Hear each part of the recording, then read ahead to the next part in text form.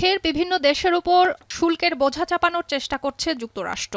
জোর করে শ্রমে উৎপাদিত পণ্যের মাধ্যমে বাণিজ্য নিয়ন্ত্রণে ব্যর্থতার অভিযোগে বাংলাদেশ, ভারত, চীন সহ ৬০ দেশের ওপর অতিরিক্ত ১০ থেকে ১২.৫% শুল্ক আরোপের প্রস্তাব দিয়েছে যুক্তরাষ্ট্র। বাণিজ্য নিয়ন্ত্রণে দেশগুলোর এ ধরনের প্রচেষ্টা যুক্তরাষ্ট্রের বাণিজ্যকে বাধাগ্রস্ত করছে এমন সিদ্ধান্ত থেকে মার্কিন বাণিজ্য প্রতিনিধির কার্যালয় এই প্রস্তাব ঘোষণা দেয়। যুক্তরাষ্ট্রের বাণিজ্য আইনের ধারা ৩০১-এর অধীনে গত ১২ মার্চ শুরু হওয়া একটি তদন্তের পর মঙ্গলবার নতুন শুল্ক প্রস্তাবটি ঘোষণা করা হয়। একটি পাবলিক শুনানির মাধ্যমে প্রায় ৬০ ব্যক্তির সাক্ষ্য এবং ৫০০ মতামতের ভিত্তিতে এই সিদ্ধান্ত নেওয়া হয়।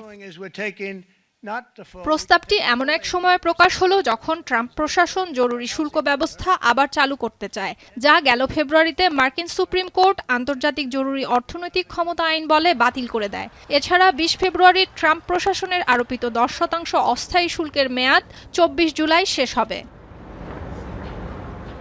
তদন্তের পর কানাডা, ইকুয়েডর, ইউরোপীয় ইউনিয়ন, বাংলাদেশ, ভারত, পাকিস্তান, মালয়েশিয়া, চীন, হংকং, ভিয়েতনাম, জাপান, সংযুক্ত আরব আমিরাত, কাতার, সৌদি আরব, ইসরায়েল, দক্ষিণ আমেরিকার কয়েকটি দেশ সহ মোট ৬০ দেশের ওপর অতিরিক্ত আমদানি শুল্ক আরোপের সিদ্ধান্ত নিয়েছে ট্রাম্প প্রশাসন।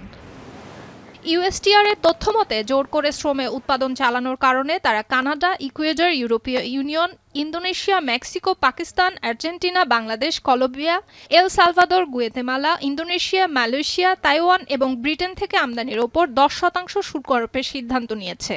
এছাড়া তদন্তাধীন অবশিষ্ট ৪৫টি দেশের ওপর তারা ১২.৫% অতিরিক্ত শুল্ক আরোপ করবে।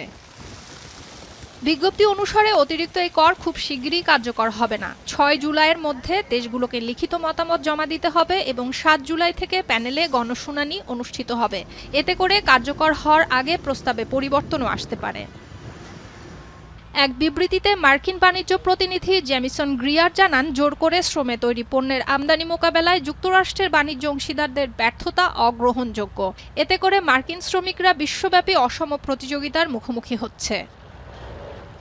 ইউএসটিআর আরও জানায়, তারা জ্বালানি, দুর্লভ মৃত্তিকা, কিছু নির্দিষ্ট ধাতু, গরুর মাংস, কফি, নির্দিষ্ট কিছু ফল, সবজি, ঔষধ, রাসায়নিক পদার্থ এবং বিমানের যন্ত্রাংশ সহ বেশ কিছু পণ্যকে এই অতিরিক্ত শুল্কের আওতায় রাখবে না। সুলতানা দিনা, এখন বিশ্ব।